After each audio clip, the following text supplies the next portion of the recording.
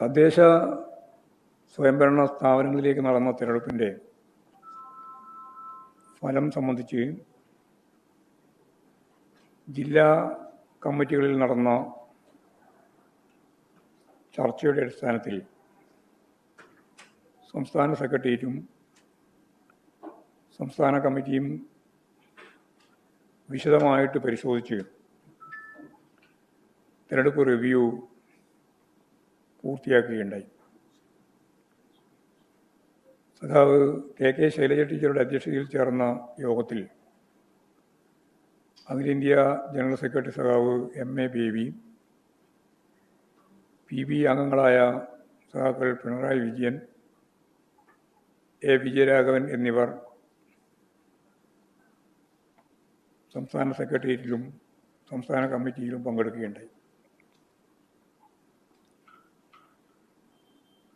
തെരഞ്ഞെടുപ്പിൽ അപ്രതീക്ഷിതമായി ഉണ്ടായ പരാജയത്തെ സംബന്ധിച്ച് വിശദമായ പരിശോധന നടത്തുകയും അതടിസ്ഥാനപ്പെടുത്തിയുള്ള ഭാവി പരിപാടികൾ തീരുമാനിക്കുകയും ചെയ്യുക എന്നുള്ളതായിരുന്നു ഏറ്റവും പ്രധാനപ്പെട്ട അജണ്ട. കേരളത്തിലുണ്ടായ ഈ അപ്രതീക്ഷിതമായ പരാജയം ശരിയായ ദിശാബോധത്തോടെ വിലയിരുത്തി അടുത്ത അസംബ്ലി തെരഞ്ഞെടുപ്പിൽ നല്ല മുന്നേറ്റം സൃഷ്ടിക്കാൻ സാധിക്കണം എന്നാണ് പാർട്ടി പൊതുവെ തീരുമാനിച്ചത്. കേരളത്തിൽ അവസാനം നടന്ന പാർലമെൻറ്റ് തെരഞ്ഞെടുപ്പിൽ 33.60% വോട്ടാണ് ഇടതുപക്ഷ ജനാധിപത്യ മുന്നണിക്ക് ലഭിച്ചത്. ഇപ്പോൾ അത് 39.73% വോട്ടായി ഉയർന്നു. കഴിഞ്ഞ പാർലമെൻറ്റ് തെരഞ്ഞെടുപ്പിൽ 66,65,370 വോട്ടാണ് LDFന് ലഭിച്ചത്. 66,65,370 വോട്ടാണ് LDFന് ലഭിച്ചത്. ഇത്തവണ അത് 84,01,085 വോട്ടായി വർദ്ധിച്ചു. അതായത് 17,35,175 വോട്ടിൻ്റെ വർധനവാണ് ഉണ്ടായത്. UDFും BJPയും അവരുടെ വോട്ട് ലോക്സഭാ തെരഞ്ഞെടുപ്പിനെ അപേക്ഷിച്ച് കുറയുകയാണ് ചെയ്തിട്ടുള്ളത്. ഇപ്രാവശ്യത്തെ തെരഞ്ഞെടുപ്പിൽ അസംബ്ലി നിയോജക മണ്ഡലങ്ങൾ കണക്കാക്കിയാൽ ഏതാണ്ട് 60 നിയോജക മണ്ഡലങ്ങളിൽ LDFന് കൃത്യമായ ലീഡ് ഉണ്ട്. നേരിയ വോട്ടിൻ്റെ വ്യത്യാസത്തിൽ പിറകിൽ പോയ നിരവധി മണ്ഡലങ്ങളും ഉണ്ട്. അപ്പോൾ അവ പലതും പ്രാദേശിക പ്രശ്നങ്ങളുടെയും പ്രതിപക്ഷ രാഷ്ട്രീയ പാർട്ടികൾ നടത്തിയ കള്ള പ്രചാരവേലയുടെയും വർഗീയ ഇടപെടലുകളുടെയും മാധ്യമ ശൃംഖലകൾ നടത്തിയ ഇടതുപക്ഷ വിരുദ്ധ പ്രചാരണത്തിൻ്റെയും എല്ലാം ഭാഗമായി പിന്നിൽ പോയിട്ടുള്ളതാണ്. അത്തരം മണ്ഡലങ്ങളെല്ലാം ശരിയായ രാഷ്ട്രീയ പ്രചാരണം നടത്തി സംഘടനാ പ്രവർത്തനത്തിലൂടെ തിരിച്ചുപിടിക്കാൻ പറ്റും എന്ന് തന്നെയാണ് പാർട്ടി വിശ്വസിക്കുന്നത്. സർക്കാരിനെ സംബന്ധിച്ചുള്ള മികച്ച അഭിപ്രായമാണ് നിലനിൽക്കുന്നത്. നിയമസഭാ തിരഞ്ഞെടുപ്പ് അത്തരം കാര്യങ്ങൾ ചർച്ച ചെയ്യുന്ന ഒന്നായി മാറുമെന്ന കാര്യത്തിൽ സംശയമില്ല. മികച്ച ഭൂരിപക്ഷത്തോടെ LDFന് തിരിച്ചു വരാൻ കഴിയും എന്ന് തന്നെയാണ് സംസ്ഥാന കമ്മിറ്റി വിലയിരുത്തിയത്. തിരഞ്ഞെടുപ്പിനെ സ്വാധീനിച്ച ഘടകങ്ങളെ സംബന്ധിച്ച് ഞങ്ങൾ ഗൗരവപൂർവ്വം പരിശോധിച്ചു. സംസ്ഥാന സർക്കാരിനെ സംബന്ധിച്ച് ജനങ്ങൾക്കിടയിൽ നല്ല അഭിപ്രായമാണ് ഉണ്ടായിരുന്നത് എന്ന് കാണാൻ കഴിയും.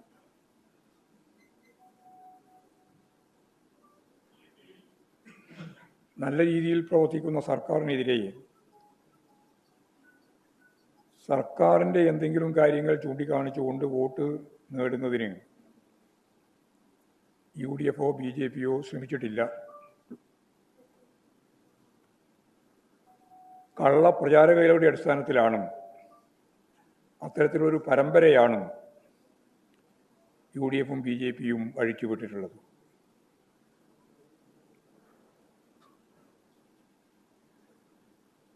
കേരളത്തിൻ്റെ വികസന നേട്ടങ്ങൾ ജനങ്ങൾ അംഗീകരിക്കുന്ന സാഹചര്യമുണ്ടെന്ന് തിരിച്ചറിഞ്ഞ UDFും BJPയും വർഗീയമായ പ്രചരണങ്ങളുടെയും കള്ളക്കഥകളുടെയും വിശ്വാസികളെ തന്നെ ഉപയോഗിച്ച് വോട്ടാക്കി മാറ്റാനുള്ള പ്രവർത്തനങ്ങളുമാണ് നടത്തിയിട്ടുള്ളത്.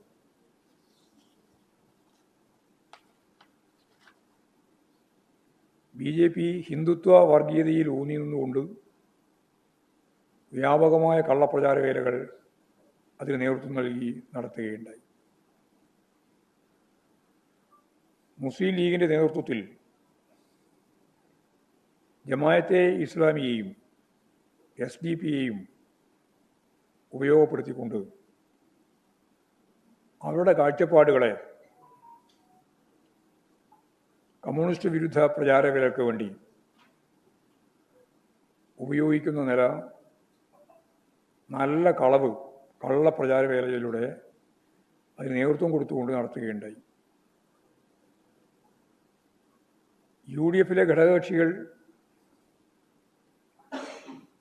മുസ്ലിം ലീഗിൻ്റെ നേതൃത്വത്തിലുള്ള ജമായത്തെ ഇസ്ലാമിയും ചേർന്നുള്ള പ്രചരണ പ്രവർത്തനങ്ങൾക്ക് എല്ലാവിധ ഒത്താശയും ചെയ്തു കൊടുത്തു. എല്ലാ വർഗീയ ശക്തികളെയും ഒപ്പം നിർത്തി ഇടതുപക്ഷത്തെ മുഖ്യശത്രുവായി കണ്ടുകൊണ്ടുള്ള പ്രചാരവേലകളാണ് ഈ തെരഞ്ഞെടുപ്പിലുടനീളം ഉണ്ടായത്.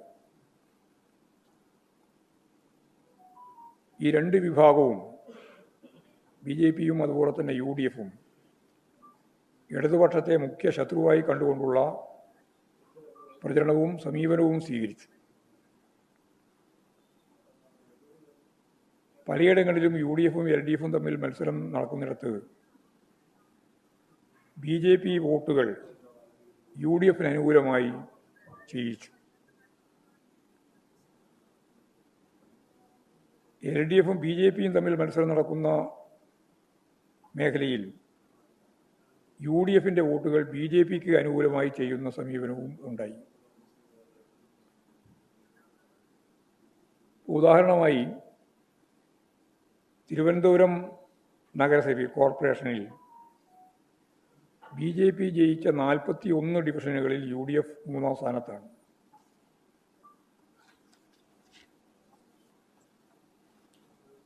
കേരളത്തിലുടനീളം ഈ സ്ഥിതിവിശേഷം കാണാൻ കഴിയും. അവർ പരസ്യമായി ഒരു മുന്നണി എന്ന രീതിയിൽ BJPയും കോൺഗ്രസും ചേർന്ന് നിന്നിട്ട് പ്രവർത്തിച്ചു എന്ന് പറയാൻ സാധിക്കില്ലെങ്കിലും ഞാൻ നേരത്തെ പറഞ്ഞ രണ്ടാളുടെയും കമ്മ്യൂണിസ്റ്റ് വിരുദ്ധതയെ ഉപയോഗപ്പെടുത്തിക്കൊണ്ട് കേരളത്തിലുടനീളം തന്നെ ഓരോരോ പഞ്ചായത്തിലും പരിശോധിച്ച് നോക്കുമ്പോൾ ഇത്തരത്തിലുള്ള പരസ്പരം വോട്ട് കൈമാറ്റം നടത്തി എന്നുള്ളത് പ്രത്യക്ഷത്തിൽ മനസ്സിലാവുന്ന കാര്യമാണ്. അത്തരത്തിലുണ്ടായ ഈ വോട്ട് കൈമാറ്റം മാത്രമല്ല, അതിനുശേഷം പ്രസിഡന്റ് ഭാരവാഹി തെരഞ്ഞെടുപ്പ് ഘട്ടത്തിലും അത് ശക്തിയായി തുടരുന്ന സമീപനമാണ് നമ്മൾ കാണുന്നത്. ഞങ്ങളെ സംബന്ധിച്ചിടത്തോളം ഞങ്ങൾ പരിശോധിച്ച് നോക്കിയപ്പോൾ ഇടതുപക്ഷ ജനാധിപത്യ മുന്നണി ഗവൺമെൻറ്റിൻ്റെ പ്രവർത്തനങ്ങൾ, പ്രത്യേകിച്ച് ഏറ്റവും അവസാനം ഒക്ടോബർ 29 മന്ത്രിസഭാ തീരുമാനങ്ങളെല്ലാം വെച്ച്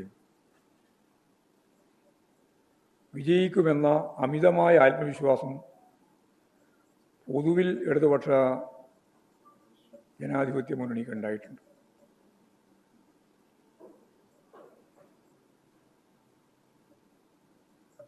ചില പ്രദേശങ്ങളിൽ നിലനിന്ന, പ്രത്യേകിച്ചും നഗരമേഖലയിലുണ്ടായ സംഘടനാ ദൗർബല്യം ഈ തിരിച്ചടിക്ക് ഇടയാവുകയും ചെയ്തു.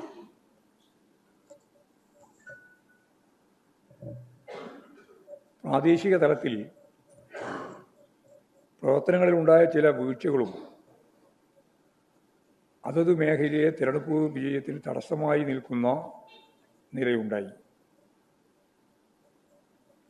ശബരിമല പോലുള്ള പ്രശ്നങ്ങളിൽ UDF-ഉം BJP-യും ശക്തിയായ കള്ളപ്രചാരവേല നടത്തിയിരുന്നു. ഇതുപയോഗിച്ച് വോട്ട് നേടാനുള്ള പരിശ്രമം അവർ നടത്തുകയുണ്ടായി. എന്നാൽ ആ പരിശ്രമം അവർ ഉദ്ദേശിച്ചതുപോലെ വിജയിച്ചു എന്ന് പറയാൻ സാധിക്കുന്നതല്ല. കണക്കുകൾ കാണിക്കുന്നത് അതാണ്.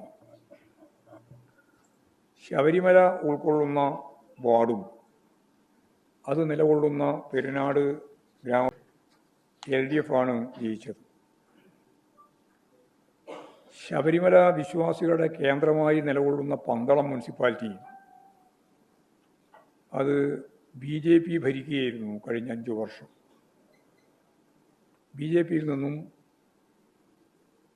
ഇടതുപക്ഷ ജനാധിപത്യ മുന്നണി പന്തളം മുനിസിപ്പാലിറ്റി പിടിച്ചെടുക്കുകയുണ്ടായി. മാധ്യമങ്ങൾ തുടർച്ചയായി നടത്തിക്കൊണ്ടിരുന്ന തെറ്റായ പരാമർശങ്ങൾ, പ്രചാരവേലകൾ, കമ്മ്യൂണിസ്റ്റ് വിരുദ്ധ ആശയത്തിന് വലിയ രീതിയിൽ പ്രചരണം നൽകിയിട്ടുള്ള ഈ മാധ്യമ ശൃംഖലകളുടെ പ്രവർത്തനം ജനങ്ങളിൽ തെറ്റിദ്ധരിപ്പിക്കുന്നതിനു വേണ്ടിയുള്ള നിലപാടായി നിലകൊണ്ടു എന്നുള്ളത് ഞങ്ങൾ ആദ്യം തന്നെ ചൂണ്ടിക്കാണിച്ചതാണ്. അത് ശരിയുമായിരുന്നു. പണക്കൊഴുപ്പിൻ്റെ വലിയ സ്വാധീനം ഈ തെരഞ്ഞെടുപ്പിൽ BJP-യും UDF-ഉം ഉപയോഗിച്ചിട്ടുണ്ട്. കാശ് കൊടുത്ത് വോട്ട് വാങ്ങുക എന്ന സമീപനം കേരളത്തിൽ ഒരു പുതിയ രീതിയായി ഇപ്പോഴ് കണ്ടുവരികയാണ്. ഈ തെരഞ്ഞെടുപ്പിലും അത് ദൃശ്യമായിരുന്നു എന്നുള്ളതാണ് പറയാൻ സാധിക്കുക. വമ്പിച്ച പണക്കൊഴുപ്പും മാധ്യമങ്ങളെ ഉപയോഗപ്പെടുത്തിയുള്ള കള്ളപ്രചരണവും നടത്തി BJP കഴിഞ്ഞ തവണത്തേക്കാൾ കൂടുതൽ വാർഡുകളിൽ മത്സരിച്ചിരുന്നു. കഴിഞ്ഞ തദ്ദേശ സ്വയംഭരണ സ്ഥാപനങ്ങളിൽ അവർക്ക് 15.56% വോട്ട് ലഭിച്ചിരുന്നു. അതിനേക്കാൾ കൂടുതൽ സീറ്റിൽ മത്സരിച്ച ഇപ്രാവശ്യത്തെ തെരഞ്ഞെടുപ്പിൽ 16.06% വോട്ടാണ് ലഭിച്ചത്. നേരിയ വർധനവ്. എന്നാൽ ഞങ്ങൾ 25% വോട്ടും 25% സീറ്റും കരസ്ഥമാക്കും എന്ന് പറഞ്ഞുകൊണ്ടാണ് അമിത്ഷാ കേരളത്തിലെ ഇടതുപക്ഷ ജനാധിപത്യ മുന്നണിയെയും ജനങ്ങളെയും വെല്ലുവിളിച്ചുകൊണ്ട് തൃശ്ശൂരിൽ അവരുടെ പ്രവർത്തക സമ്മേളനത്തിൽ അവകാശവാദം ഉന്നയിച്ചത്. കഴിഞ്ഞ പാർലമെൻറ്റ് തെരഞ്ഞെടുപ്പിൽ 19.40% വോട്ട് BJP-ക്ക് ലഭിക്കാൻ സാധിച്ചിരുന്നു. യഥാർത്ഥത്തിൽ ആ വോട്ട് ഇപ്പോഴും കുറഞ്ഞ് 16.06% കുറഞ്ഞു നിൽക്കുന്ന നിലയാണ് ഉണ്ടായത്. മാത്രമല്ല, കഴിഞ്ഞ പ്രാവശ്യം ജയിച്ച മുനിസിപ്പാലിറ്റികളിലും പഞ്ചായത്തിലും മിക്കവാറും അവർക്ക് നഷ്ടപ്പെട്ടിട്ടുണ്ട്. പാലക്കാടാണ് അവർ സ്ഥിരം പറഞ്ഞുകൊണ്ടിരിക്കുന്ന ഏറ്റവും പ്രധാനപ്പെട്ട ഒരു കേന്ദ്രം. പാലക്കാട് കേവല ഭൂരിപക്ഷം അവർക്ക് ലഭിച്ചില്ല.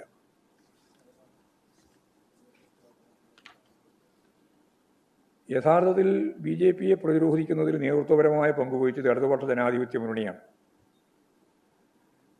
ഞാൻ നേരത്തെ പറഞ്ഞ പോലെ BJP കഴിഞ്ഞ പ്രാവശ്യം വിജയിച്ച പല തദ്ദേശ സ്വയംഭരണ സ്ഥാപനങ്ങളും പിടിച്ചെടുത്തത് LDF ആണ്. പന്തളം നഗരസഭ BJPയിൽ നിന്നും LDF പിടിച്ചു. കോട്ടയം ജില്ലയിലെ മുത്തോലി പഞ്ചായത്ത്, കൊല്ലം ജില്ലയിലെ കല്ലുവാതുക്കൽ, പത്തനംതിട്ടയിലെ കുളനട, ചെറുകോൽ തുടങ്ങിയ പഞ്ചായത്തുകളും BJPയിൽ നിന്നും ഇടതുപക്ഷ ജനാധിപത്യ മുന്നണി പിടിച്ചെടുത്ത പഞ്ചായത്തുകളാണ്. BJP ഏറ്റവും ശ്രദ്ധേയമായി BJPയും ഇടതുപക്ഷ ജനാധിപത്യ മുന്നണി നേരിട്ട് മത്സരിക്കുകയും നേരിയ മുൻതൂക്കത്തിന് ഭരിക്കുകയും ചെയ്യുന്നതാണ് കൊടുങ്ങല്ലൂർ. ഞങ്ങളെ സംബന്ധിച്ച് ആ മുനിസിപ്പാലിറ്റി വലിയ ഭൂരിപക്ഷത്തോടെ ഇടതുപക്ഷ ജനാധിപത്യ മുന്നണിക്ക് ജയിക്കാൻ കഴിഞ്ഞു. BJP നല്ലപോലെ പിന്നോക്കം പോയി. നേരത്തെ തൃശ്ശൂർ പാർലമെൻറ്റ് തെരഞ്ഞെടുപ്പിൽ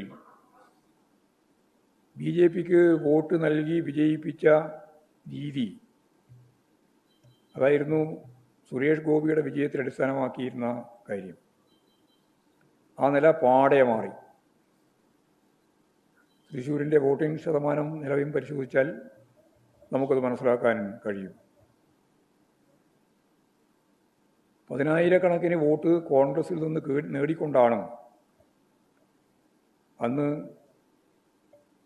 യഥാർത്ഥത്തിൽ സുരേഷ് ഗോപി മത്സരിച്ച് MP ആയത്. തൃശ്ശൂർ ജില്ലയിലെ മറ്റത്തൂർ ഗ്രാമപഞ്ചായത്തിൽ കഴിഞ്ഞ ശീലം വെച്ച് ജയിച്ച മുഴുവൻ UDF കോൺഗ്രസ് അംഗങ്ങളും BJPയിലേക്ക് ചേക്കേറുന്ന കാഴ്ച കേരളം കണ്ടത് നിമിഷ നേരം കൊണ്ട് മുഴുവൻ കോൺഗ്രസ് വാർഡ് അംഗങ്ങൾക്കും BJPയായി മാറാൻ യാതൊരു പ്രയാസവുമില്ല എന്നാണ് അവിടെയുള്ള അവരുടെ കൂറുമാറ്റം. എല്ലാ കോൺഗ്രസും മാറി BJPയിലേക്ക് ചേക്കേറുന്ന അവസ്ഥയിൽ നമ്മൾ കാണുന്നത്. 24 അംഗ ഗ്രാമപഞ്ചായത്തിലെ LDFന് 10 സീറ്റ് ഉണ്ടായിരുന്നു, UDFന് 8, കോൺഗ്രസ് 8, BJP 4, 2 സ്വതന്ത്രന്മാരുമാണ് ഉണ്ടായിരുന്നത്. സ്വതന്ത്രന്മാരിൽ ഒരാൾ LDFനെ പിന്തുണക്കുന്നതിന് വേണ്ടി തയ്യാറായി. വോട്ടെടുപ്പ് ഘട്ടത്തിൽ ഏറ്റവും വലിയ കക്ഷി എന്ന നിലയിൽ LDFന് ലഭിക്കാനിടയുള്ള ഭരണം ഇല്ലാതാക്കുന്നതിന് വേണ്ടിയാണ് കോൺഗ്രസ് അംഗങ്ങളെല്ലാം കാലുമാറി BJPയോടൊപ്പം ചേർന്നത്. അവിടെ കോൺഗ്രസിൻ്റെ ജില്ലാ പാർട്ടിയുടെ നേതൃത്വത്തിലുള്ള ജില്ലാ ജനറൽ സെക്രട്ടറി ഉൾപ്പെടെ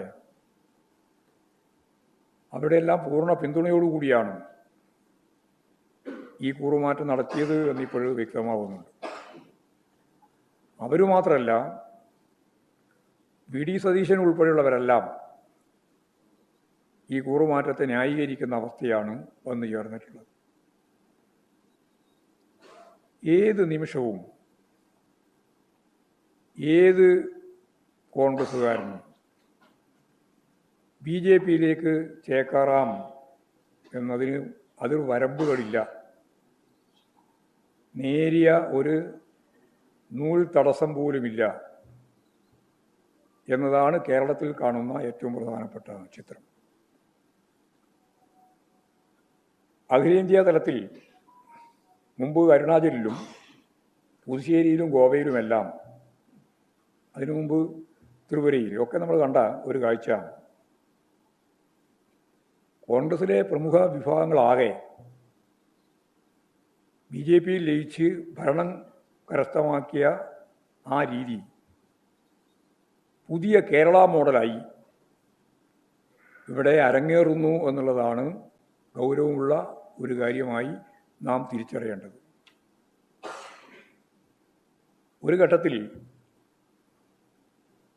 കേരളത്തിലെ BJPയുടെ നേതാവ് 2021 സുരേന്ദ്രൻ പറഞ്ഞത് ഞങ്ങൾക്ക് 40 സീറ്റ് നേടാനായാൽ കേരളം ഞങ്ങൾ ഭരിക്കും എന്നാണ്. അന്ന് പൊതുവേ എല്ലാവരും പരിഹസിക്കുകയാണ് ചെയ്തത്. 5 കുഴപ്പമില്ല, 5 വ്യത്യാസമില്ല. അതായത് 35 സീറ്റ് കിട്ടിയാൽ ഞങ്ങൾ കേരളം ഭരിക്കും. അതാണ് അതിൻ്റെ സ്പിരിറ്റ്. അത് കണ്ടാൽ മതി. 35 സീറ്റ് കിട്ടിയാൽ ഞങ്ങൾ കേരളം ഭരിക്കും എന്ന് പറഞ്ഞപ്പോൾ ഇവിടെ 2021 എല്ലാവരും പരിഹസിക്കുകയാണ് ചെയ്തത്. സത്യം പറഞ്ഞാൽ മറ്റത്തൂർ കാണിക്കുന്നത് അതിനുള്ള സാധ്യതയാണ്.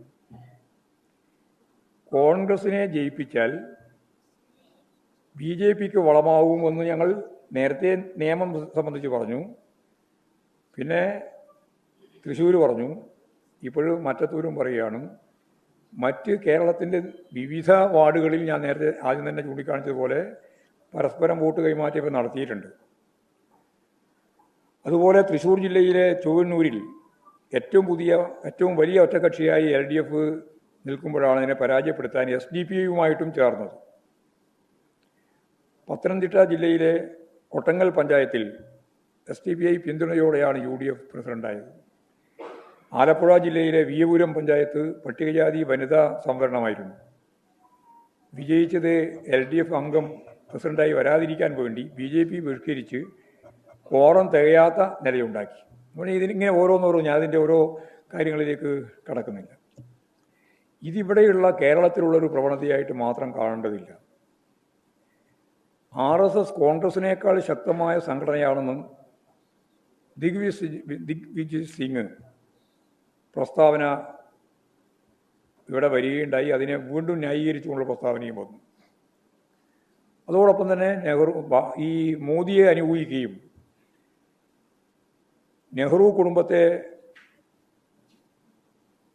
കുടുംബവാഴ്ചയെ വിമർശിക്കുകയും ചെയ്ത ശശി തരൂരും കോൺഗ്രസിൻ്റെ ഭാഗമായിട്ട് തന്നെയാണ് ഇപ്പോൾ നിൽക്കുന്നത്. അതിൻ്റെ രാഷ്ട്രീയം കോൺഗ്രസിലെ നേതൃവിഭാഗത്തിൽ പ്രവർത്തക സമിതി അംഗങ്ങളിൽ ഒരു സെറ്റ് ഇപ്പോഴും നരേന്ദ്രമോദിക്ക് വേണ്ടി BJPക്ക് വേണ്ടി RSS ആണ് കോൺഗ്രസിനേക്കാൾ എത്രയോ മെച്ചപ്പെട്ട സംഘടന എന്ന് പരസ്യമായിട്ട് പറയുന്ന തലത്തിലേക്ക് ഇവരെത്തിയിരിക്കുകയാണ്. LK അദ്വാനി കസേരയിൽ ഇരിക്കുന്നു. തറയിൽ ഇരിക്കുന്ന നരേന്ദ്രമോദിയെ ആ ഫോട്ടോ വെച്ചുകൊണ്ടാണ് RSSൻ്റെ എളിമ വ്യക്തമാക്കാൻ വേണ്ടി പോസ്റ്റ് ഇട്ടത്. അതാണ് ദിഗ്വിജയ് സിംഗിന് വളരെ ആവേശം തോന്നിയിട്ടുള്ള കാര്യം. നമുക്കെല്ലാവർക്കും അറിയാം, തറയിൽ ഇരുന്ന് വന്നിട്ടല്ല നരേന്ദ്രമോദി ഇന്ത്യയുടെ പ്രധാനമന്ത്രിയും BJP നേതാവുമായത്. ഗുജറാത്ത് കലാപം മുതലാണ്. ഗുജറാത്ത് കലാപം നയിച്ച് അവിടെ നിന്ന് മുഖ്യമന്ത്രിയായി. ആ കലാപം ഇന്ത്യയിലുടനീളം പടരുന്നതിന് വേണ്ടിയുള്ള എല്ലാ ഒത്താശയും ചെയ്തു നൽകി. അതിലൂടെ വർഗീയ ധ്രുവീകരണം നടത്തിക്കൊണ്ടാണ് നരേന്ദ്രമോദി ഇന്ത്യൻ പാർലമെൻറ്റിലേക്കും ഇന്ത്യൻ പ്രധാനമന്ത്രി സ്ഥാനത്തേക്കും എത്തുന്നത്. അത് അറിയാത്ത ആളുകളല്ല കോൺഗ്രസ് നേതാവ് ദിഗ്വിജയ് സിംഗ് ഉൾപ്പെടെ, അറിയുന്നവർ തന്നെയാണ്. പക്ഷെ അത് ബോധപൂർവം മറച്ചു വെക്കുകയാണ്. എന്നിട്ട് RSSനെയും BJPയെയും വെള്ളപൂശുന്നതിന് വേണ്ടിയുള്ള പ്രവർത്തക സമിതിക്കകത്തുള്ള ഉന്നത പാർട്ടി നേതൃത്വമാണല്ലോ അത് കോൺഗ്രസിൻ്റെ. അപ്പോൾ സ്വാഭാവികമായി നമ്മൾ കാണുന്ന ഒരു ചിത്രം, കോൺഗ്രസിലെ ഒരു വലിയ വിഭാഗം അല്ലെങ്കിൽ ഒരു പ്രബല വിഭാഗം, 2 പ്രമുഖ നേതാക്കൾ, ദിഗ്വിജയ് സിംഗ് എന്ന് പറയുന്നത് കോൺഗ്രസിൻ്റെ ഏറ്റവും പ്രധാനപ്പെട്ട സീനിയർ നേതാവാണ്. ശശി തരൂരും അതുപോലെ തന്നെയാണ്. അതുപോലുള്ളവർ വേറെ ആരൊക്കെയുണ്ട് എന്നുള്ളത് പുറത്തു വരാനിരിക്കുന്നേ ഉള്ളൂ. അപ്പോൾ ഇതെല്ലാം വെച്ചുകൊണ്ട് ഏത് സമയത്തും BJPക്ക് പിന്തുണ പ്രഖ്യാപിക്കാനും അതിൻ്റെ ഒപ്പം നിൽക്കാനും അതിലേക്ക് ചേക്കേറാനും കഴിയുന്ന ഒരു വിഭാഗം താഴെ വാർഡ് മുതൽ പ്രവർത്തക സമിതി വരെ നിലനിൽക്കുന്നു എന്നുള്ളതാണ് നമ്മൾ കാണുന്ന ഒരു ചിത്രം. കേരളത്തെ സംബന്ധിച്ച് നവോത്ഥാന മൂല്യ കാലഘട്ടം മുതൽ, നവോത്ഥാനത്തിൻ്റെ കാലഘട്ടം മുതൽ ദേശീയ പ്രസ്ഥാനത്തിലും അടുത്തവട്ട പ്രസ്ഥാനത്തിൻ്റെ സ്വാധീന മേഖലയിലും എല്ലാം ചേർന്ന് നിൽക്കുന്ന കേരളത്തിൽ ഒരു മതനിരപേക്ഷ ഉള്ളടക്കമുള്ള ഒരു ജനസമൂഹം നിലനിൽക്കുന്നുണ്ട്. അത് വളരെ പ്രധാനപ്പെട്ട ഒന്നാണ്. ആ സമൂഹത്തിൻ്റെ മേലെ ജാതി വർഗീയ ശക്തികൾ സ്വാധീനം ചെലുത്തുന്ന ഒരു അപകടകരമായ ഘട്ടത്തിലാണ് കേരളമുള്ളത്. ഇത് ഇടതുപക്ഷ ജനാധിപത്യങ്ങളുടെ മാത്രം ഒരു പ്രശ്നമായിട്ടല്ല ഞാൻ അവതരിപ്പിക്കുന്നത്. കേരളത്തിൻ്റെ ഇന്നത്തെ ഒരു പ്രത്യേകത മതവർഗീയ ശക്തികൾ, ജാതി ശക്തികളെല്ലാം മുമ്പേ കേരളത്തിൽ പ്രവർത്തിക്കുന്നുണ്ട്. പക്ഷേ അവർക്കൊരു സ്വീകാര്യത കേരളീയ സമൂഹം നൽകിയിരുന്നില്ല. ഇപ്പോൾ വന്നുകൊണ്ടിരിക്കുന്ന ഒരു പ്രധാനപ്പെട്ട പ്രവണത ഈ വർഗീയ ധ്രുവീകരണ ശക്തികൾക്ക്, ജാതി മത വിഭാഗങ്ങൾക്ക് കേരളീയ സമൂഹത്തിൽ ഒരു സ്വീകാര്യത വരുന്ന അവസ്ഥയിലേക്ക് മെല്ലെ മെല്ലെ വരികയാണ്. അത് ഈ കേരളത്തെ ഇല്ലായ്മ ചെയ്യും. ഈ കേരളത്തിൻ്റെ തനത് രാജ്യത്തിൻ്റെ മുമ്പിലുള്ള അതിൻ്റെ പ്രത്യേകത ഇല്ലാതാക്കും. ഇപ്പോൾ കേരളത്തെ വീണ്ടെടുക്കുക എന്നുള്ളത് ഈ വർഗീയ ശക്തികൾക്കെതിരായിട്ടുള്ള കടുത്ത പോരാട്ടത്തിലൂടെ മാത്രമേ അതിൻ്റെ ആശയതലം ഉൾപ്പെടെ കൈകാര്യം ചെയ്യാൻ സാധിക്കുള്ളൂ എന്ന് ഞങ്ങൾ ഈ തിരഞ്ഞെടുപ്പ് റിവ്യൂവുമായിട്ട് ബന്ധപ്പെട്ട് പരിശോധിച്ചപ്പോൾ വ്യക്തമായി കണ്ട ഒരു കാര്യമാണ്.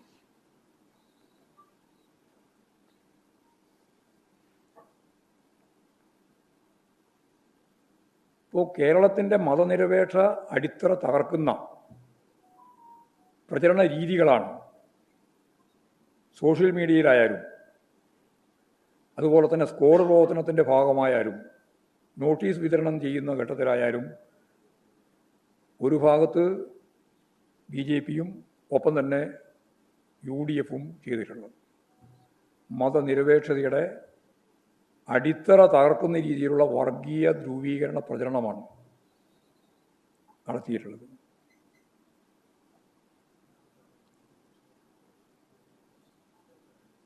വീടുകളിൽ കയറി വോട്ട് പിടിക്കുന്നതിൻ്റെ വീഡിയോ പുറത്തു വന്നപ്പോഴും അതിൽ നിറഞ്ഞു നിൽക്കുന്ന കാര്യം ഈ വർഗീയ പ്രചാരവേല തന്നെയാണ്. അപ്പോൾ വർഗീയ ധ്രുവീകരണത്തിനിടയാക്കുന്ന ഇത്തരം ആശയങ്ങൾക്കെതിരെ ജനമനസ്സുകളിൽ ഇവർ വിതറിയ ഈ വിഷം ഒഴിവാക്കുന്നതിന് വേണ്ടി കേരളം മതനിരപേക്ഷമായി നിലനിൽക്കണമെന്ന് ആഗ്രഹിക്കുന്ന മുഴുവൻ ജനവിഭാഗങ്ങളും, പ്രത്യേകിച്ച് ആശയതലം കൈകാര്യം ചെയ്യുന്ന മാധ്യമങ്ങൾ ഉൾപ്പെടെയുള്ള എല്ലാവരും ജാഗ്രതയോടെ ഈ കാര്യം മനസ്സിലാക്കുമെന്ന് ഞങ്ങൾ പ്രതീക്ഷിക്കുകയാണ്. വലിയ രീതിയിലുള്ള ആശയപ്രചരണം കൊണ്ട് മാത്രമേ നമുക്കിതിനെ മറികടക്കാൻ സാധിക്കുകയുള്ളൂ. ഇപ്പോൾ UDFും BJPയും വിതരണം ചെയ്തിട്ടുള്ള നോട്ടീസുകളിൽ വിശ്വാസത്തെ രാഷ്ട്രീയ ആവശ്യത്തിനു വേണ്ടി ഉപയോഗിക്കുന്ന നിലയാണ് സ്വീകരിച്ചിട്ടുള്ളത്. അതാണ് വർഗീയ നിലപാട് എന്ന് സാധാരണ രീതിയിൽ പറയുന്നത്. എന്ന് പറഞ്ഞാൽ BJP മുന്നോട്ടേക്ക് വെക്കുന്ന ഈ രാഷ്ട്രീയത്തെ കോൺഗ്രസ് സ്വീകരിക്കുന്നു എന്നുള്ള അപകടകരമായ അവസ്ഥ, ആപൽക്കരമായ സ്ഥിതി നമ്മുടെ ഈ തിരഞ്ഞെടുപ്പിൻ്റെ ഭാഗമായിട്ട് കണ്ടു. എന്ന് പറഞ്ഞാൽ ഇത്തരത്തിൽ BJPയുടെ B ടീം ആകാനുള്ള കോൺഗ്രസിൻ്റെ പരിശ്രമം കോൺഗ്രസിൻ്റെ തന്നെ അണികളിൽ വലിയ രീതിയിലുള്ള പ്രതികൂലാവസ്ഥ സൃഷ്ടിക്കുമെന്ന കാര്യത്തിൽ യാതൊരു സംശയമില്ല.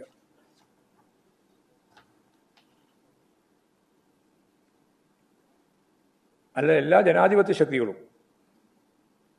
ഗൗരവമായി കണ്ട് ഇത്തരം പ്രചരണങ്ങളെ പ്രതിരോധിക്കുന്നതിന് രംഗത്ത് വരണം എന്നാണ് പാർട്ടി സംസ്ഥാന കമ്മിറ്റി ആഹ്വാനം ചെയ്തിട്ടുള്ളത്.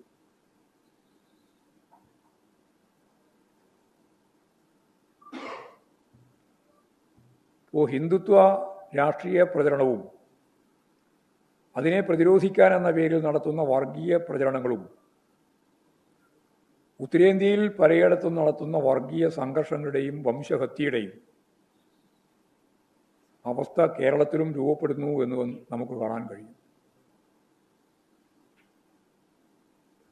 കേരളത്തിൽ ഇടതുപക്ഷ ജനാധിപത്യ മുന്നണി ഭരിച്ച 10 വർഷക്കാലം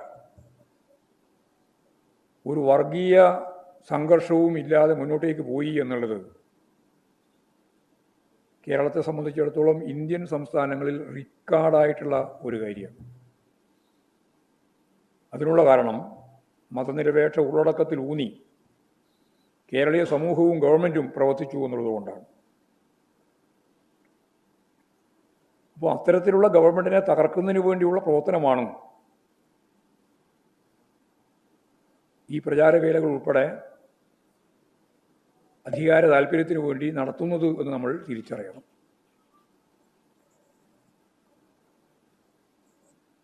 ഇപ്പോൾ മതനിരപേക്ഷതയുടെ ആശയങ്ങൾ ഉയർത്തിപ്പിടിച്ചുകൊണ്ടുള്ള ശക്തമായ പ്രചാരവേല കേരളത്തിൽ ഉടനീളം വീടുകളിലും എല്ലാ വീടുകളിലും എത്തത്തക്ക രീതിയിലും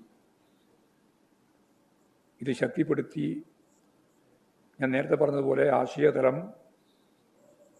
മലീമസമാവുന്ന ഈ വർഗീയ ധ്രുവീകരണ പ്രക്രിയയിൽ നിന്ന് കേരളത്തെ രക്ഷിക്കാനാവണം എന്ന് തന്നെയാണ് ഞങ്ങൾ കാണുന്നത്. ഇതിൻ്റെ ഭാഗമായിട്ട് കേരളത്തിൽ നടക്കുന്ന ചില പ്രവണതകൾ, അതിലെ ഏറ്റവും പ്രധാനപ്പെട്ട ഒന്നാണ്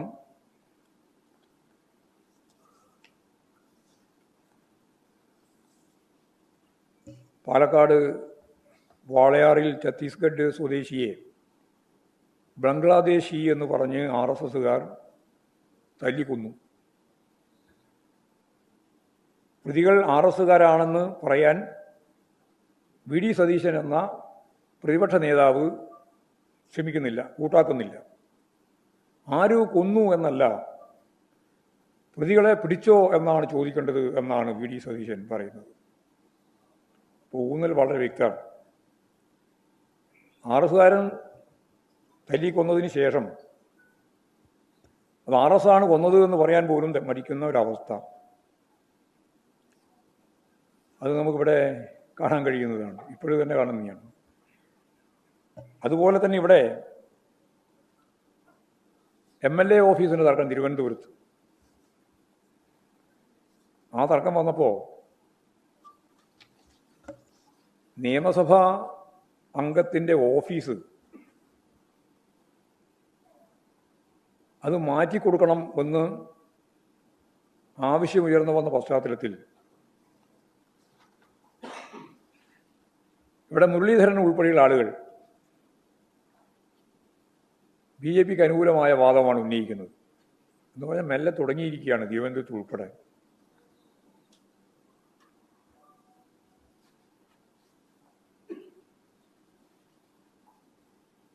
മാത്രമല്ല, കോൺഗ്രസ് ജയിച്ച് വന്നതിന് ശേഷവും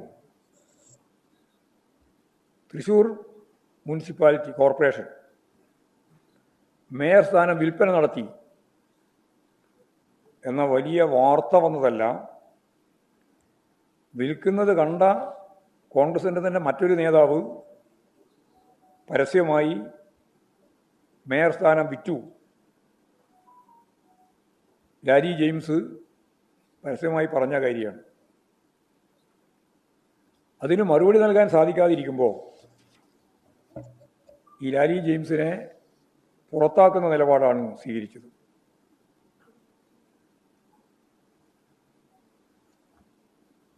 DCC പ്രസിഡന്റ് ഒരു ദിവസം എന്നെ ഒറ്റയ്ക്ക് വിളിച്ച് ഈ സിസ്റ്റം മുന്നോട്ടേക്ക് കൊണ്ടുപോകാൻ പണം ആവശ്യമാണ് എന്ന് പറഞ്ഞുവെന്നും അപ്പോഴാണ് അവർ പറയുന്നത്, ലാലി ജെയിംസ് പറയുന്നത്, എനിക്ക് പണമൊന്നും കൊടുക്കാനില്ല.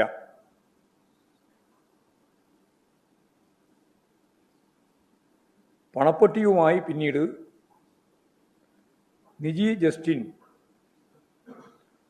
നേതാക്കളെ കണ്ടു എന്നും അവർ തന്നെ പറയുകയുണ്ടായി.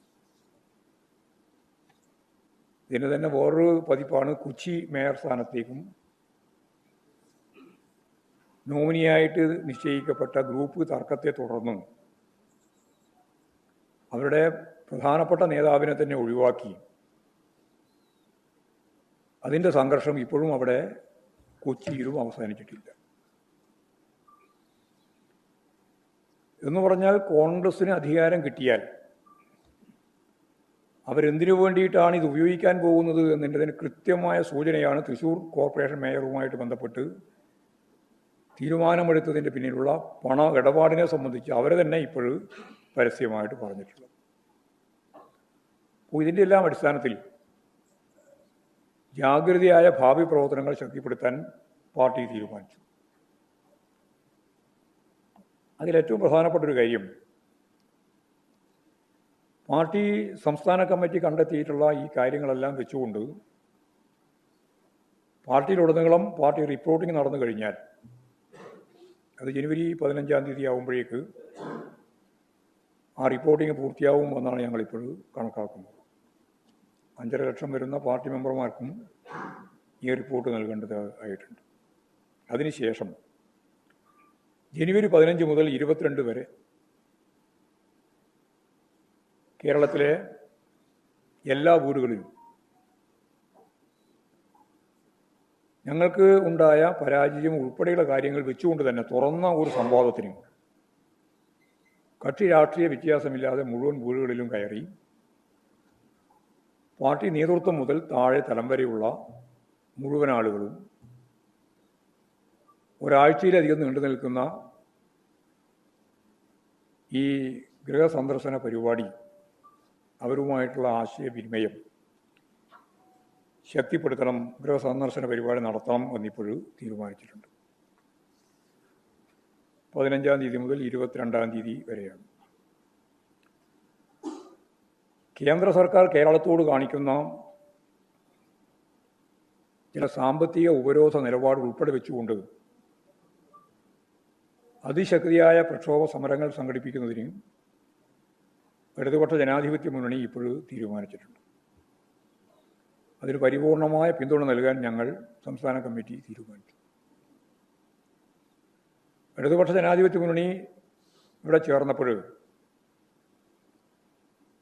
മുന്നോട്ടേക്ക് വെച്ച ഏറ്റവും പ്രധാനപ്പെട്ട 2 പരിപാടികളാണ്. ഒന്ന്, ജനുവരി 12-ാം തീയതി പാളയം രക്തസാക്ഷി മണ്ഡലത്തിൽ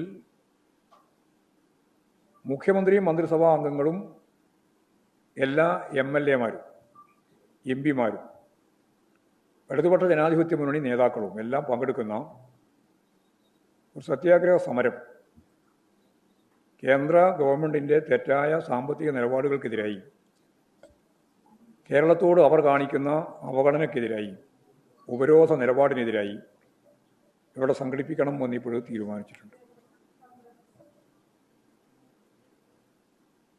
അത് ജനുവരി 12-ാം തീയതിയാണ്. അതോടൊപ്പം തന്നെ കേരളത്തിനെതിരായിട്ടുള്ള ഈ സാമ്പത്തിക ഉപരോധം മാത്രമല്ല, അവർ എടുത്തുകൊണ്ടിരിക്കുന്ന നിലപാട് ഇപ്പോൾ ഏറ്റവും പ്രധാനപ്പെട്ട കേരളത്തെ സംബന്ധിച്ചിടത്തോളം ജനങ്ങൾക്ക് അനുകൂലമായ നിലപാട് പണ്ട് UPA ഗവൺമെൻറ്റിൻ്റെ കാലത്ത് ഇടതുപക്ഷം പിന്തുണ നൽകിക്കൊണ്ട് രൂപപ്പെടുത്തിയ ഒരു ആശയമാണ് തൊഴിലുറപ്പ് പദ്ധതി. ആ തൊഴിലുറപ്പ് പദ്ധതി കാലാകാലമായിട്ട് അതിൻ്റെ വിഹിതം കുറച്ചുകൊണ്ടിരിക്കുകയായിരുന്നു. ഇപ്രാവശ്യം തൊഴിലുറപ്പ് പദ്ധതിയുടെ നിയമ ഭേദഗതിയിലൂടെ ഇന്ത്യയിലുടനീളം നടപ്പിലാക്കുന്ന ആ പദ്ധതി ഇല്ലായ്മ ചെയ്യുന്നതിന് വേണ്ടിയുള്ള പ്രധാനപ്പെട്ട പണി പൂർത്തിയായിരിക്കുകയാണ്. അതിന് മഹാത്മാഗാന്ധിയുടെ പേര് മാറ്റിയെന്ന് മാത്രമല്ല, ആ പദ്ധതിയുടെ ഉള്ളടക്കം തന്നെ തകർത്തിരിക്കുകയാണ്. പട്ടിണിയെ അവസാനിപ്പിക്കുന്നതിന് വേണ്ടി ഇന്ത്യയിൽ ആ ജനവിഭാഗങ്ങൾക്ക് കിട്ടാൻ സാധ്യതയുള്ള തൊഴിൽ ദിനങ്ങൾ ഫലപ്രദമായിട്ട് നൽകാൻ സാധിക്കുന്ന ഒരു പരിപാടിയായിട്ടാണ് അന്ന് ഇടതുപക്ഷം വിഭാവനം ചെയ്ത് UPA ഗവൺമെൻറ് നടപ്പിലാക്കിയത്. അതിപ്പോഴും ഗാന്ധിയുടെ പേരും മാറ്റി. അതിൻ്റെ പുറമെ ഈ പരിപാടി തന്നെ അവസാനിപ്പിക്കാൻ വേണ്ടിയുള്ള പ്രവർത്തനം നടത്തിക്കൊണ്ടിരിക്കുകയാണ്. അത് ഈ രാജ്യത്ത് ശക്തിയായ രീതിയിലുള്ള സമരവും പ്രക്ഷോഭവുമായിട്ട് രൂപപ്പെട്ട് വരുന്നുണ്ട്. പിന്നെ ഓരോ തലങ്ങളിലും കേന്ദ്ര ഗവൺമെൻറ് എടുത്തുകൊണ്ടിരിക്കുന്ന സമീപനങ്ങൾ, നമ്മുടെ കടം വാങ്ങാനുള്ള ശേഷി ഇല്ലായ്മ ചെയ്യാനുള്ള പ്രവർത്തനം, അതുപോലെ വിവിധ പ്രവർത്തനങ്ങളിൽ നമുക്ക് കേരളത്തിൽ നൽകേണ്ടുന്ന വിഹിതം തരാതിരിക്കുന്ന കുടിശ്ശികയാക്കുന്നൊരവസ്ഥ, ഇതെല്ലാം വെച്ചുകൊണ്ട് നേരത്തെ പറഞ്ഞ 12-ാം തീയതിക്ക് ശേഷമുള്ള നല്ല രീതിയിലുള്ള പ്രചരണ പ്രവർത്തനത്തിലൂടെ മതനിരപേക്ഷത സംരക്ഷിക്കാനുള്ള രാഷ്ട്രീയ ഉന്നം കൂടി വെച്ചു കേരളത്തിലാകെ 3 ജാഥകൾ, വാഹന പ്രചരണ ജാഥകൾ നടത്താൻ ഇടതുപക്ഷ ജനാധിപത്യ മുന്നണി ഇപ്പോഴും തീരുമാനിച്ചിട്ടുണ്ട്. 1-ാം തീയതി മുതൽ 15-ാം തീയതി വരെയുള്ള ദിവസങ്ങളിലാണ് ആ ജാഥ പരിപാടി നടക്കുക. ഫെബ്രുവരി 1 ഫെബ്രുവരി 1 മുതലാണ്. 3 മേഖലയായിട്ട് LDFിൻ്റെ ജാതിയാണ്. ഞാൻ നേരത്തെ പറഞ്ഞതെല്ലാം അതിൻ്റെ ഭാഗമാണ്. മതനിരപേക്ഷത എന്നുള്ളത് അതിൻ്റെ രാഷ്ട്രീയമായ മുദ്രാവാക്യമാണ്. മറ്റ് കേന്ദ്ര ഗവൺമെൻറ്റിൻ്റെ നിലപാടുകൾ, അതുപോലെ തന്നെ തൊഴിൽ ഉറപ്പ് പദ്ധതിയെ തകർക്കുന്ന നിലപാടുകൾ, ഇതൊക്കെ അതിൽ വരും. ഇതിനിടയിൽ തന്നെ തൊഴിലുറപ്പ് പദ്ധതിക്കെതിരായി കേന്ദ്ര ഗവൺമെൻറ് നടത്തിയിട്ടുള്ള ഈ വഞ്ചനാപരമായ സമീപനത്തെ എതിർത്തുകൊണ്ട് കേരളത്തിൽ എല്ലാവരുടെയും പിന്തുണയോടെ നടത്തുന്ന വളരെ പ്രധാനപ്പെട്ട 2 പരിപാടി NREG വർക്കേഴ്സ് യൂണിയൻ പ്ലാൻ ചെയ്തിട്ടുണ്ട്. അത്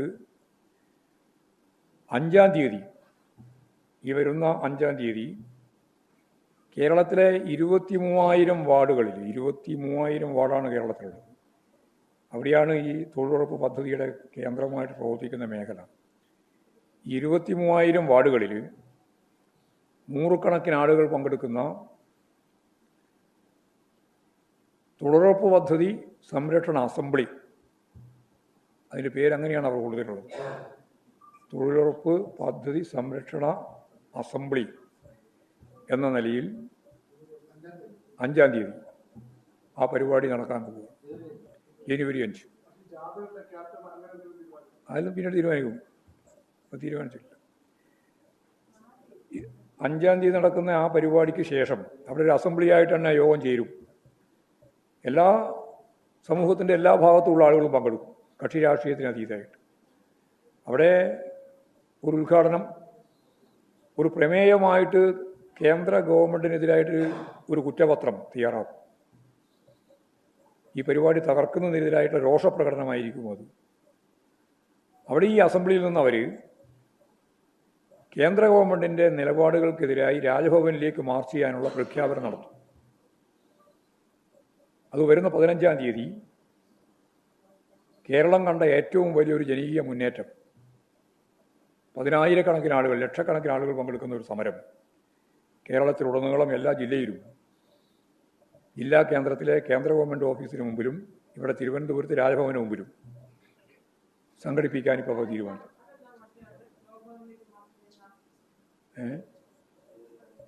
അത് ജനുവരി 15-ാം തീയതി. അപ്പോൾ ജനുവരി 15 ആ പരിപാടി കഴിഞ്ഞതിന് ശേഷം ഞാൻ നേരത്തെ പറഞ്ഞതുപോലെ വലിയ രീതിയിലുള്ള ജനകീയ സമ്പർക്ക പരിപാടിയും 15 മുതൽ 22-ാം തീയതി വരെ, പിന്നീട് വ്യാപകമായ രീതിയിലുള്ള പ്രചരണ പ്രവർത്തനത്തിൻ്റെ ഭാഗമായിട്ടുള്ള കുടുംബയോഗങ്ങൾ, ഒരു വാർഡിൽ ഒരു യോഗം എന്ന രീതിയിൽ കുടുംബയോഗം, വിശാലമായ അർത്ഥത്തിൽ കുടുംബയോഗങ്ങൾ അതിൻ്റെ ഭാഗമായിട്ട് ചേരും, ജനങ്ങളോട് സംവേദിക്കും. ഒരു ലോക്കലിൽ ഒരു പൊതുയോഗം എന്ന രീതിയിൽ കേരളത്തിലെ മുഴുവൻ ലോക്കലുകളും 2400-ലധികം വരുന്ന പൊതുയോഗങ്ങൾ ഇതിൻ്റെ ഭാഗമായിട്ട് നടക്കും. വലിയ ഒരു രാഷ്ട്രീയ ആശയ പ്രചാരവേല ഇതിൻ്റെ ഭാഗമായിട്ട് സംഘടിപ്പിക്കണമെന്നാണ് ഇപ്പോഴും പാർട്ടി സംസ്ഥാന കമ്മിറ്റി തീരുമാനിച്ചിട്ടുള്ളത്.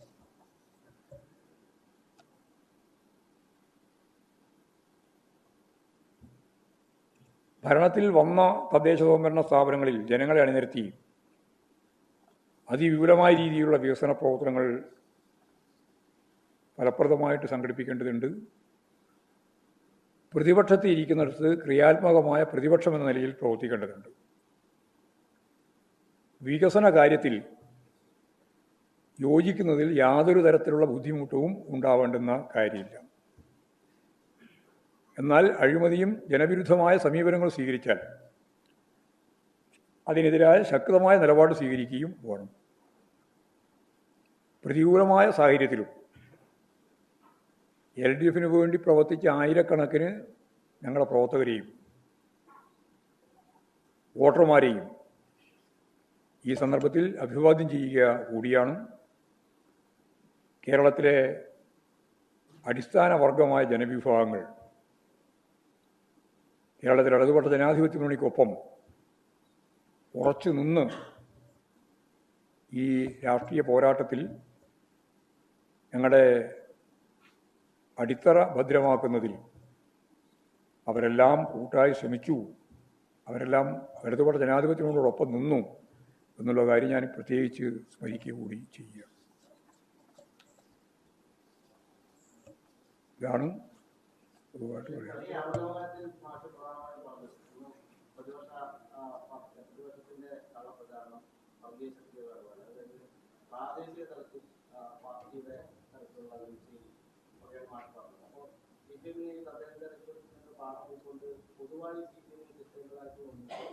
ഇതല്ലല്ലേ തിരുത്തുന്നത്? ഞാൻ പറഞ്ഞതൊക്കെയാണ് തിരുത്തേണ്ടത്. ഒക്കെ തിരുത്തും. CPM പ്രാദേശിക മാത്രമല്ല, എല്ലാ സ്ഥലത്തും ഏതെല്ലാം മേഖലയിൽ തിരുത്തേണ്ടതുണ്ടോ അതൊക്കെ തിരുത്തി മുമ്പോട്ടേക്ക് പോകാൻ. അതൊക്കെ ഞാൻ നേരത്തെ പറഞ്ഞതിൽ തന്നെ വളരെ വ്യക്തമാണ്. അത് വേറെ ക്ലാസ് തന്നെ സംഘടിപ്പിക്കാം. അത് ഏത് തരത്തിലും സംഘടന ഇതെല്ലാം പരസ്പരം ബന്ധപ്പെട്ട് നിൽക്കുകയല്ലേ.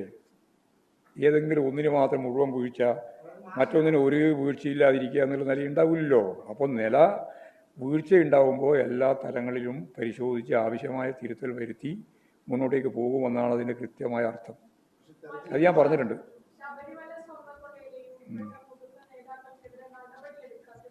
അതെല്ലാം നേരത്തെ അവരാ കള്ളപ്രചാര വേല നടത്തിയെന്ന് മാത്രമേ ഉള്ളൂ. അത് ഞാൻ നേരത്തെ പറഞ്ഞല്ലോ. അത് നേരത്തെയും പറഞ്ഞിട്ടുണ്ട്, ഇപ്പം പറഞ്ഞിട്ടുണ്ട്.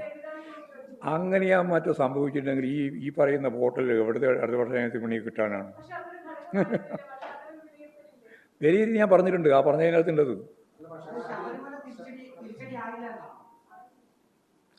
അതൊക്കെ നേരത്തെ ഞാൻ വിശദീകരിക്കുകയാണ്. ഇനി ഓരോന്നും വിശദീകരിക്കാൻ ഞാൻ ഉദ്ദേശിക്കുന്നില്ല. എന്താ പറഞ്ഞ എന്താണ്? ആക്കി ഉപയോഗിച്ചിട്ടുണ്ട്, അത്രേ ആയിട്ടില്ല. അതിൻ്റെ അർത്ഥം എന്നാ? ആണോ? അങ്ങനെയാണോ? അല്ല, അങ്ങനെയല്ല അർത്ഥം. തുറന്നിട്ട് തന്നെയാ ഇപ്പം പറഞ്ഞത് മുഴുവൻ. ഇനി കൂട്ടി വെച്ച് പറഞ്ഞിട്ടൊന്നുമില്ല. അവരെ പ്രചരണത്തെ സംബന്ധിച്ചാണ് ഞാൻ പറഞ്ഞത്, അല്ലാതെ തിരിച്ചടിയായി എന്ന് ഞാൻ പറഞ്ഞിട്ടില്ല. അവരുടെ പ്രചരണം പല മേഖലയിലും അവർ ശക്തിയായി ഉപയോഗിച്ചിട്ടുണ്ട്. അതാണ് ഞാൻ പറഞ്ഞത്. എന്നല്ല അത് വിട്ടേ, ഞാൻ അതിൻ്റെ പേരെ കയറി കളിച്ച് ചേരില്ല. രാഷ്ട്രീയ പ്രചരണത്തിന് വേണ്ടി ഉപയോഗിച്ചിട്ടുണ്ട്. മതപരമായ കാഴ്ചപ്പാട്, വിശ്വാസം ഒക്കെ രാഷ്ട്രീയമായ ആയുധമാക്കാൻ അവർ ശ്രമിച്ചിട്ടുണ്ട്. അത് വർഗീയതയാണ്. അതാണ് ഞാൻ പറഞ്ഞത്. അതിനാണ് വർഗീയത എന്ന് പറയാം.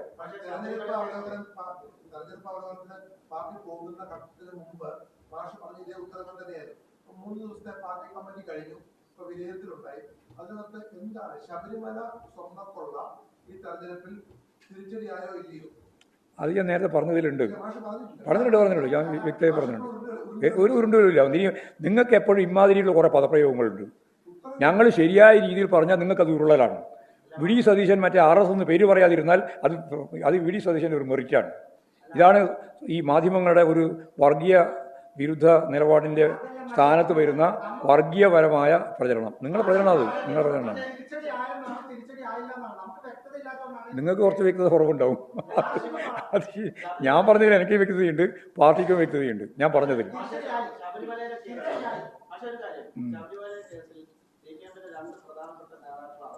ആ അല്ല, അതിലൊക്കെ ഞങ്ങൾ കൃത്യമായ നിലപാട് സ്വീകരിക്കും. അതിനെന്താ നിങ്ങൾക്ക് സംശയമുള്ളത്? ഞങ്ങൾ ജനങ്ങളോട് വിശദീകരിച്ചിട്ടുണ്ട്. ഞങ്ങൾ അതും കൂടി വിശദീകരിച്ചുകൊണ്ടല്ലേ ഈ തെരഞ്ഞെടുപ്പിൽ ഇത്രയും വലിയ രീതിയിലുള്ള മുന്നേറ്റം ഉണ്ടാക്കാൻ ഞങ്ങൾക്ക് പാർലമെന്റ് തെരഞ്ഞെടുപ്പുമായി ബന്ധപ്പെട്ട് ഇവിടെ എത്തുമ്പോൾ കഴിഞ്ഞത്. നല്ല രീതിയിലുള്ള മുന്നേറ്റമല്ലേ ഉണ്ടായത്? ചെറിയ മുന്നേറ്റമൊന്നുമല്ല. ഞങ്ങൾ എത്രയോ താഴത്താണ് ഉണ്ടായിരുന്നത്. അവിടെ നിന്നാണ് 10-17 ലക്ഷം വോട്ടിൻ്റെ മുന്നിലേക്ക് കുതിച്ചത്. വെറുതെ വന്നതല്ല അത്. അതാണ് ഞാനത് പറഞ്ഞിട്ടുണ്ട്. ഞാൻ നേരത്തെ പറഞ്ഞതിൽ വ്യക്തമായിട്ട് ചൂണ്ടിക്കാണിച്ചിട്ടുണ്ട്. ഞങ്ങളെ സംബന്ധിച്ചിടത്തോളം നടപടി എടുക്കുക എന്ന് പറയുന്നത് സംഘടനാപരമായൊരു ചുമതല മാത്രമാണ്. അവർ ജനപ്രതിനിധികളൊന്നുമല്ല. അവർ സാധാരണ രീതിയിലുള്ള പാർട്ടി പ്രവർത്തകരാണ്. അതിൽ പ്രധാനപ്പെട്ട പ്രവർത്തകർ എന്ന് പറഞ്ഞാൽ പത്മകുമാർ തന്നെയാണ്. പത്മകുമാറിൻ്റെ പേരിൽ നടപടി എടുക്കണമെങ്കിൽ 2 കാര്യം സംബന്ധിച്ച് വ്യക്തത വേണം. നിങ്ങൾക്ക് നല്ലതുപോലെ പറയാൻ, പ്രചരണം നടത്താൻ ഞങ്ങളൊരു നടപടി ഉണ്ടായാൽ സ്വർണ്ണക്കൊള്ളക്ക് പാർട്ടി നടപടി എന്ന ഹെഡിങ്ങാണ് നിങ്ങൾ ബാനറായിട്ട് വരിക. ഞങ്ങളത് ഉദ്ദേശിക്കുന്നില്ല. കാരണം എന്താ അറിയോ? 2 കാരണം കൊണ്ടാണ്. ഞാൻ പറയാം ഓരോന്നായിട്ട്. ഒന്നാമത്തെ കാര്യം, ഈ കൊള്ളയുമായി ഇവർക്ക് എന്താണ് ബന്ധം എന്നുള്ളത് കൃത്യമായിട്ട് തിരിച്ചറിയണം. അത് ഇതുവരെ തിരിച്ചറിയണ്ടില്ല. ആർക്കും ഇല്ല, നിങ്ങൾക്കും ഇല്ല, എനിക്കും ഇല്ല.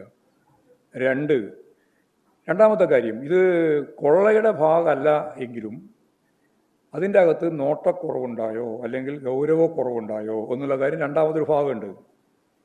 ഇതിലേതാ എന്നുള്ളതിനെ സംബന്ധിച്ച് ചാർജ് ഷീറ്റ് കൊടുക്കുമ്പോൾ മാത്രമേ മനസ്സിലാക്കാനാവുള്ളൂ. ഞങ്ങളുടെ മുമ്പിൽ ഇപ്പോൾ അതില്ല.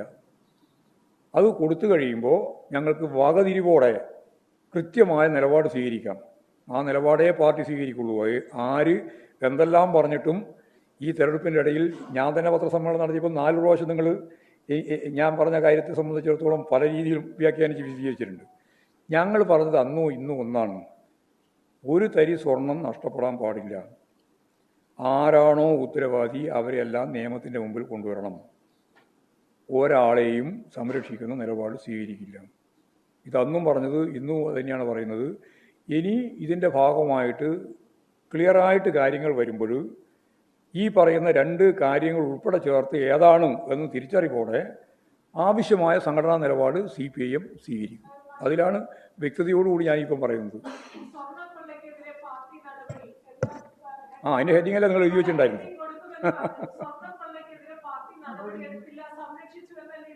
അത് നിങ്ങൾ പറഞ്ഞാൽ കുഴപ്പമില്ല. ഞങ്ങൾ അഴിവെടുത്തില്ലല്ലോ.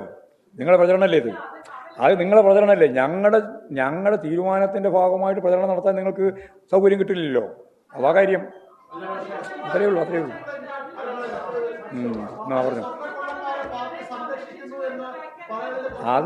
അത് നിങ്ങൾ പറഞ്ഞോ? നിങ്ങൾ ഇത്രയോ പറഞ്ഞുകൊണ്ടിരുന്നില്ലേ ഇത്രയും കാലം?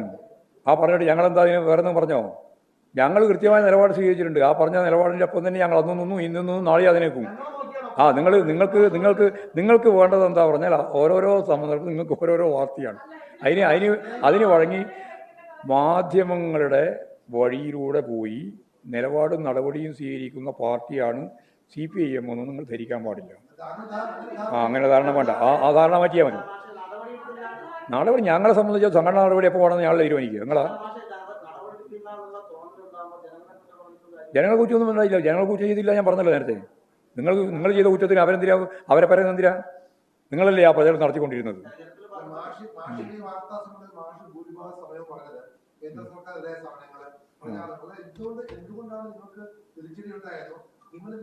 അതെല്ലാം ഞാൻ പറഞ്ഞിട്ടുണ്ട്. അതിൽ തിരുത്തുന്നതിനെ പറ്റിയെല്ലാം ഞാൻ പറഞ്ഞിട്ടുണ്ട്. അത് അമിത ആത്മവിശ്വാസത്തെ സംബന്ധിച്ച് പറഞ്ഞിട്ടുണ്ട്.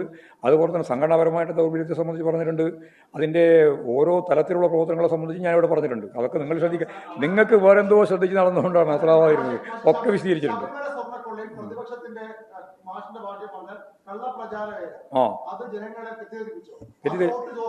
തെറ്റിദ്ധരിപ്പിച്ചിട്ടുണ്ടാവും കുറച്ചൊക്കെ. അല്ല, അത് എത്രത്തോളം എന്നുള്ളത് ഇപ്പം ഞാൻ പറയുന്നില്ല. ഏതാണ്ട് ഞാൻ പറഞ്ഞില്ല, അവരാഗ്രഹിച്ചതുപോലെ നടന്നില്ല എന്നാണ് ഞാൻ പറഞ്ഞത്. നിങ്ങൾ അങ്ങനെ പറയിപ്പിക്കണ്ട എന്നെ കൊണ്ട്. നിങ്ങൾക്ക് എഴുതിക്കോ, നിങ്ങൾ എഴുതുന്നത് എഴുതിക്കോ. ഞാൻ ഈ പറഞ്ഞതിൻ്റെ അകത്താണ് കുറച്ച് നിൽക്കുന്നത്. അതായത് ശബരിമല സ്വർണ്ണക്കൊള്ള ഉൾപ്പെടെയുള്ള കാര്യം സംബന്ധിച്ചിടത്തോളം വ്യാപകമായിട്ട് ഇടതുപക്ഷ ജനാധിപത്യ മുന്നണിക്കും CPM-നെതിരായിട്ട് പ്രചാരവേലകൾ നടത്തിയിട്ടുണ്ട്. നിങ്ങളും നടത്തിയിട്ടുണ്ട്, പ്രതിപക്ഷ രാഷ്ട്രീയ പ്രസ്ഥാനങ്ങൾ നടത്തിയിട്ടുണ്ട്. എന്നാൽ അവരാഗ്രഹിച്ചതുപോലെ അതിൽ നേട്ടമുണ്ടാക്കാൻ അവർക്കായിട്ടില്ല എന്നാണ് ഞാൻ പറഞ്ഞു വെച്ചത്. അതിൻ്റെ അർത്ഥം തന്നെയല്ലേ വ്യക്തമായിട്ട് നിങ്ങൾക്ക് മനസ്സിലാവുമല്ലോ.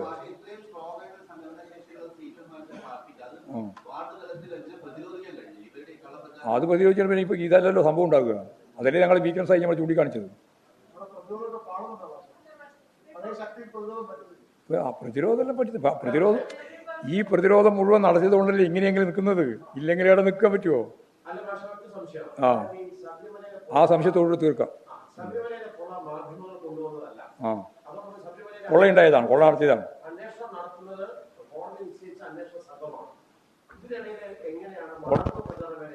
ആര്?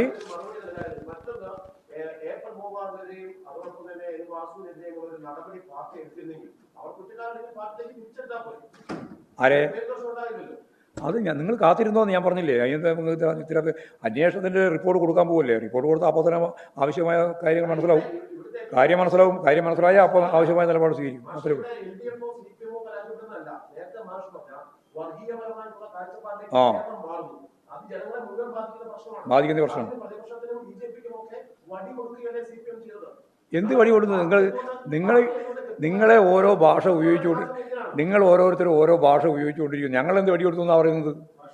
ഞങ്ങൾക്ക് ഇതിൻ്റെ അകത്ത് ഒരു തരത്തിലുള്ള ഭയവും ഇല്ല. തെറ്റായ നിലപാട് സ്വീകരിച്ച ഒരാളെയും സംരക്ഷിക്കില്ല എന്ന് പാർട്ടി അന്നേ പറഞ്ഞു. SIT അന്വേഷണം വേണമെന്ന് പറഞ്ഞത് പാർട്ടിയാണ്. ഞങ്ങൾക്ക് എന്താ ഉള്ളത്?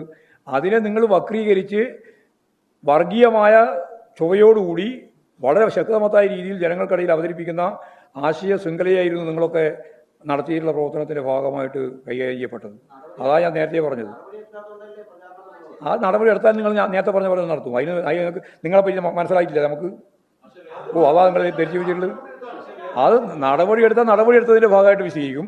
നടപടി എടുത്തില്ലെങ്കിൽ നടപടി എടുക്കാതിനെ പറ്റി വിശദീകരിക്കും. രണ്ടും നടത്തും വിശദീകരണം നടത്തുന്ന മാർക്ക് അറിയാതെ അത് സ്ഥിരം നിങ്ങളുടെ ഏർപ്പാടല്ലേ. ഇത് മെച്ചപ്പെട്ട ഭരണമായിരുന്നു എന്നാണ് പുതിയ അഭിപ്രായം. ഇനിയുള്ള മാസവും അത് തന്നെയാണ്. മെച്ചപ്പെടുത്താൻ ആവശ്യമായ കാര്യം എല്ലാ കാലത്തും ചെയ്തുകൊണ്ടിരിക്കും.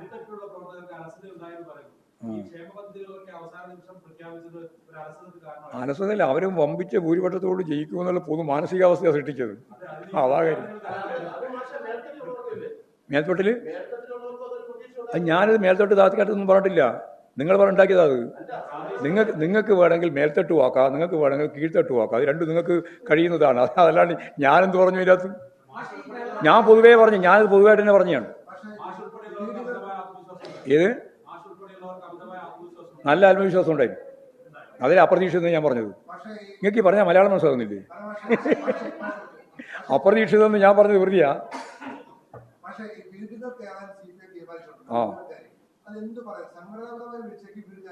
അല്ലല്ല, അവരോട് തന്നെ ചോദിക്കും. ഞങ്ങൾ ജനങ്ങളോട് തന്നെ ചോദിക്കും. എല്ലാ കാര്യവും സംവദിക്കും. എന്തൊക്കെയാണോ അതൊക്കെ പോരെ. ഇനി ചോദ്യം നിങ്ങൾക്ക് എഴുതി തരണം. ഞങ്ങൾ പോയാൽ ഇന്ന വീട്ടിൽ നിന്ന് ഇന്നതാ ചോദിക്കാൻ പോകുന്നത്.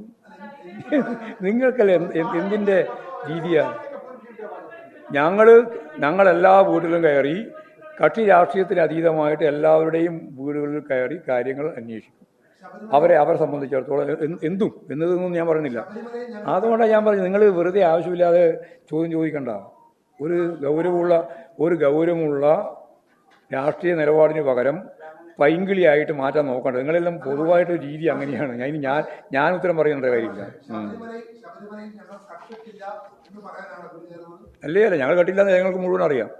ഒരു നയാ പൈസ CPIM ശബരിമലയിൽ ഉൾപ്പെടെയുള്ള ഒന്നിൻ്റെയും കക്കില്ല എന്ന് കേരളത്തിലെ മുഴുവൻ ജനങ്ങൾക്കും അറിയാം. അതിനെപ്പറ്റി പ്രത്യേകിച്ച് ചോദ്യം ചോദിക്കാനോ ഉത്തരം പറയാനോ പോകേണ്ട ഒരാവശ്യവും ഞങ്ങൾക്കില്ല.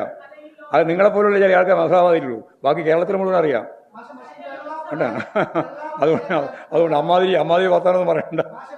ഒന്നുകൂടി പറയട്ടെ. ഇല്ല, വിലയിരുത്തലില്ല. കർണാടകത്തിലെ ബുൾഡോസർ അത് വളരെ പ്രധാനപ്പെട്ട ഒരു പ്രശ്നമാണ്.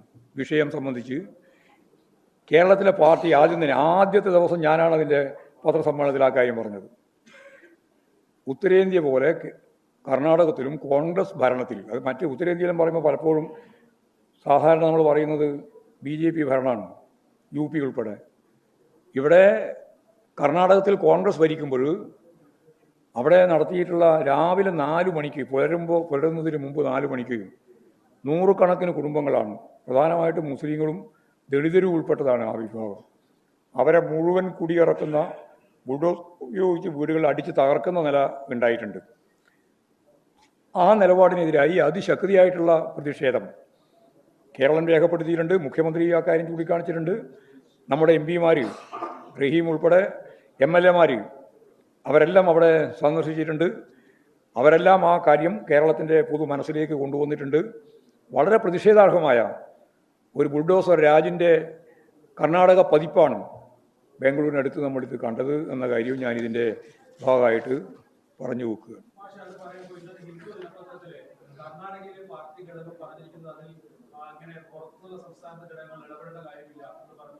അതെ, അവർക്ക് അങ്ങനെ പറയാം. ഞങ്ങൾക്ക് സംബന്ധിച്ച് പറയുന്നതിൽ എന്താ കാര്യമില്ല. നമ്മൾ രാജ്യത്തിൻ്റെ രാഷ്ട്രീയ കാര്യങ്ങളല്ലേ അവലോകനം ചെയ്യുകയും പരിശോധിക്കുകയും പറയുകയും പഠിക്കുകയൊക്കെ ചെയ്യുന്നത്. അതുകൊണ്ട് അത് UP ആയതുകൊണ്ട് UP മാത്രം പറഞ്ഞാൽ മതി, കർണാടകത്തിലാകുമ്പോൾ കർണാടക മാത്രം പറഞ്ഞാൽ മതി, കേരളത്തിലായതുകൊണ്ട് കേരളം മാത്രമേ പറയേണ്ടുള്ളൂ. ഇതല്ലേ എന്തിൻ്റെ രീതിയാണ്? മുഖ്യമന്ത്രി പിണറായി വിജയൻ തെരഞ്ഞെടുപ്പ് മുന്നിൽ കണ്ട് കർണാടക വിഷയം ഉന്നയിച്ച് ന്യൂനപക്ഷ സ്നേഹം കാണിക്കുകയാണ്. അതിരൂക്ഷമായ വിമർശനം അതൊന്നും അതിലൊരു വിമർശനമില്ല. അത് ന്യായമായ കാര്യമാണ്. എന്താ വെച്ചാൽ കേരളത്തിലെ ഇടതുപക്ഷ ജനാധിപത്യ മുന്നണി എല്ലാതരം വർഗീയ നിലപാടുകൾക്കും ശക്തിയായി എതിർ നിൽക്കുന്ന ഒരു ഗവൺമെൻറ്റാണ്. ആ ഗവൺമെൻറ് അദ്ദേഹത്തിൻ്റെ തന്നെ ഗവൺമെൻറ് നടത്തിയിട്ടുള്ള ക്രൂരമായ കടന്നാക്രമത്തെ ഫലപ്രദമായിട്ട് പ്രതിരോധിക്കുന്നതിന് വേണ്ടിയുള്ള ആശയതലം കൃത്യമായിട്ട് കൈകാര്യം ചെയ്തിട്ടുണ്ട്. ആ ജനങ്ങളോടൊപ്പമാണ് ഞങ്ങൾ എന്ന് പറയുകയും ചെയ്തിട്ടുണ്ട്. അതിലെന്താ വേറെ പ്രശ്നം?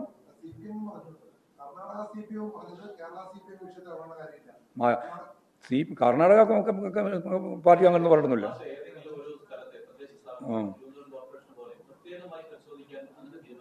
എങ്ങനെ പരിശോധിക്കാൻ? അല്ല, എല്ലാ കേരളത്തിലെ തദ്ദേശ സ്വയംഭരണ സ്ഥാപനങ്ങളിലെയും BJP അതുപോലെ തന്നെ കോൺഗ്രസ് വോട്ട് മാറ്റം സംബന്ധിച്ച് ഞങ്ങൾ പരിശോധിച്ചിട്ടുണ്ട്. അവിടെ അത് പരിശോധിക്കേണ്ട കാര്യമൊന്നുമില്ല, പരിശോധിച്ചിട്ടുണ്ട്. ആ പരിശോധിച്ചതിന് ഞാൻ പറഞ്ഞത് കേരളത്തിലുടനീളം ഉണ്ടായിട്ടുണ്ട്. തമിഴ്നാട് ഇവിടെ മാത്രമല്ല.